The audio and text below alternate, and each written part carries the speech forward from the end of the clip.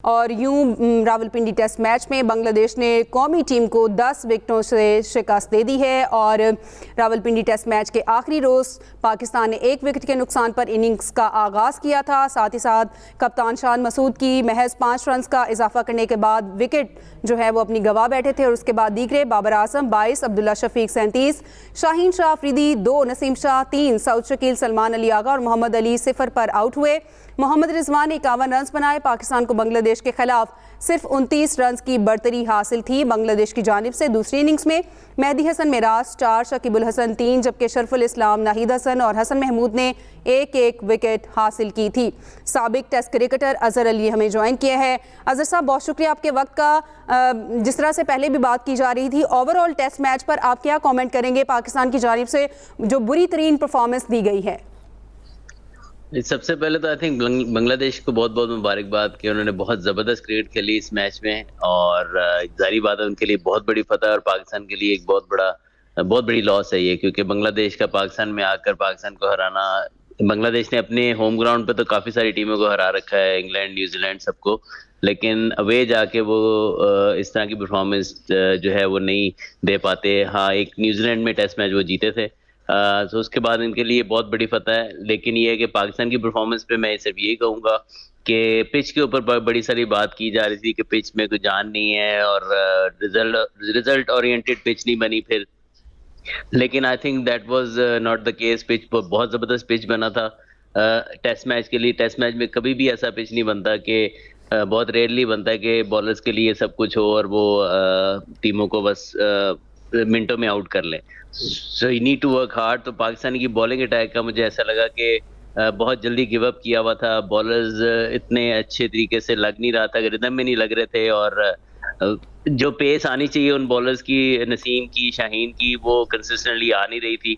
So I think all in all बड़ी एक ऐसी परफॉर्मेंस है ये जिससे बहुत ज़्यादा सीखने की ज़रूरत है पाकिस्तान टीम को कि बहुत जल्दी कंप्लेन करना कंडीशंस के ऊपर।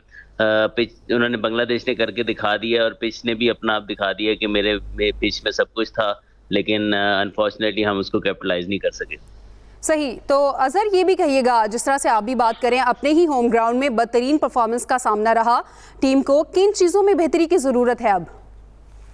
देखिए, एक तो मिसरीड कर गए पिंडी की पिच को, जी स्पिनर, मेन स्पिनर अबरार का यहाँ पर पिंडी स्टेडियम में वैसे ही बहुत ज़्यादा अच्छा रिकॉर्ड है डोमेस्टिक क्रिकेट, जब भी इस ग्राउंड पर खेले हैं बड़ी अच्छी परफॉर्मेंस रही है उनकी, तो उनको ना खिलाना एक आई थिंक के फैक्टर समझ आता है। एक तो उनको खिलाने की मेरे ख्याल नेक्स्ट मैच में ज़रूरत है और उसके अलावा जब भी आप 4 फास्ट बॉलर्स का अटैक खिलाते हैं तो एक तरह के बॉलर्स नहीं खिलाते, आपको वैरायटी चाहिए होती है, अदरवाइज 4 फास्ट बॉलर खिलाने का फ़ायदा एज मच होता नहीं है। तो आई थिंक बहुत ज़्यादा चीज़ें तो चेंज करने की ज़रूरत नहीं है, लेकिन अगर आप सिर्फ एक स्पिनर ऐड ऑन करें और फास्ट बॉलिंग में डिफरेंट फास्ट बॉलर्स खिलाएं, एक तरह के फास्ट बॉलर खिलाना, जब टीमें फिर सेट हो जाती हैं तो आपके पास जब तक तेज़ बॉलर नहीं होंगे, जब तक उनको अनसेटल नहीं करेंगे, तब तक आपके लिए पार्टनरशिप ब्रेक करना बड़ा मुश्किल हो जाता है।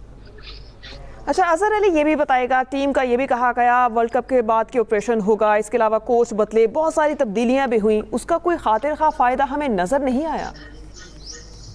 देखें, जब भी तब्दीलियाँ होती हैं फ़ौरन से रिजल्ट समझना कि जादू की छड़ी होगी किसी के पास और वो फ़ौरन से चेंज हो जाएगा, ये ऐसा नहीं होता। आपको हम क्रिकेटर्स काफ़ी देर से यही बात करते हैं कि जब आप स्ट्रक्चरल चेंजेस करते हैं तो उसके रिजल्ट आपको थोड़े टाइम के बाद नज़र आते हैं।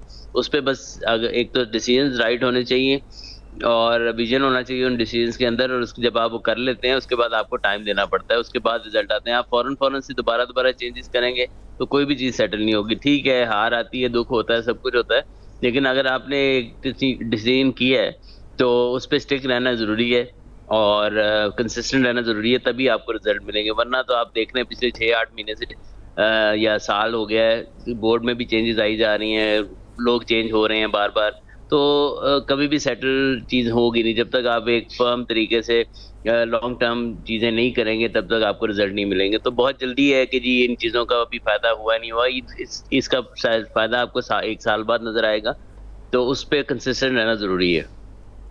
ठीक है अजहर, ये भी कहिएगा क्या समझते हैं आगे भी अब मैचेस हैं, किन तब्दीलियों की ज़रूरत है, बॉलिंग लाइन को कैसे बेहतर करना है, बैटिंग लाइन को कैसे बेहतरी की जानिब लेकर जाना है? आई थिंक अब्रार का खेलना एक तो मुझे ऑटोमेटिक अब लग रहा है कि नेक्स्ट मैच वो खेलेगा, क्योंकि जिस तरह की ये पिच खेली है और जो वेदर है, गर्मी है। अदरवाइज पिंडी में अगर स्पिनर ना भी खेले तो कोई ऐसा मसला नहीं है, क्योंकि यहाँ बहुत ज़्यादा स्पिनर की ज़रूरत नहीं भी पड़ती है टाइम्स। लेकिन वेदर क्योंकि गर्म है और उसमें फास्ट बॉलर बहुत देर बॉलिंग नहीं कर सकते, कई कई टाइम पे जो है वो थोड़ा कंडीशन बेहतर हो जाती है, तो स्पिनर की ज़रूरत होती है। उसके अलावा आई डोंट थिंक सो कि कोई चेंज ज़्यादा बनता है।